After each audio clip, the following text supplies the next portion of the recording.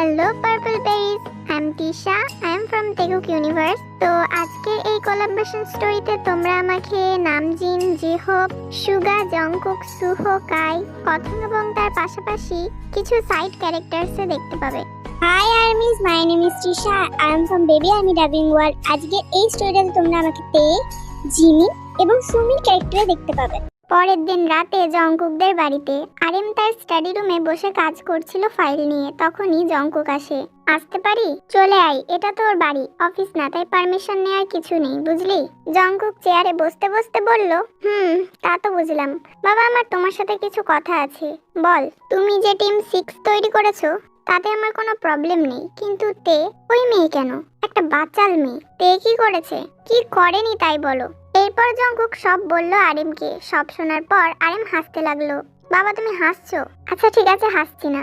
আসলে তো এমনই, একটু বাচ্চামি আছে, কথায় কথায় মজা করে, তবে ও কাজের প্রতি অনেক সিরিয়াস। প্রত্যেকটা কেস খুব বিচক্ষণতার সাথেই সলভ করেছে, কখনো কাজে হেলাফেলা করেনি। শোন, আমরা ওকে সিবিআইতে এমনি এমনি রাখিনি, ওর যোগ্যতা অনুযায়ী রেখেছি। আমরা যে প্রফেশনে আছি তা একটা কঠোর পেশা, আর সে পেশাকে আপন করেছে আর আনন্দের সাথে তা করছে। আর এই জন্যই আমি ওকে টিমে রেখেছি। একজন সিবিআই হেড হিসেবে আমি ভেবেচিন্তে ডিসিশন নিয়েছি। আর তুমি যেহেতু ওর সিনিয়র, তোমার দায়িত্ব সব মানিয়ে গুছিয়ে চলা। আশা করি তুমি বুঝতে পারছো। জি বাবা। সবাই অফিসে এসেছে আর এখান থেকে মিনিস্টারের র্যালিতে যাবে সবাই। সবাই তাদের রিভলভার, বুলেট সব রেডি করছে। সবাই লকার রুমে তাদের নিজেদের সব জিনিস নিচ্ছে। এমন সময় জংকুক রুমে আসলো। ওকে গাইস, তোমরা সবাই ready? Yes sir. Then let's গো।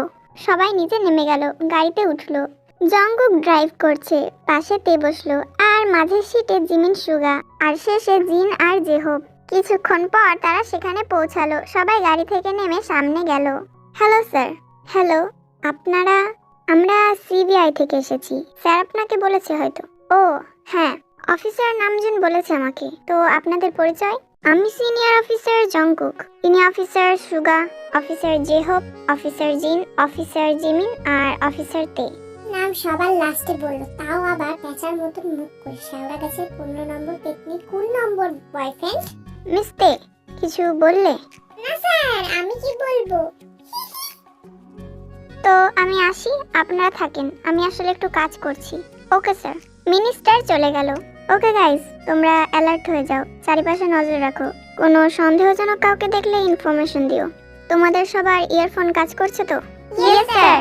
ওকে, সুগা, আমি আর তে স্টেজের চারিপাশে থাকবো। জেহোপ আর জিন, তোমরা এন্ট্রি গেটে থাকো।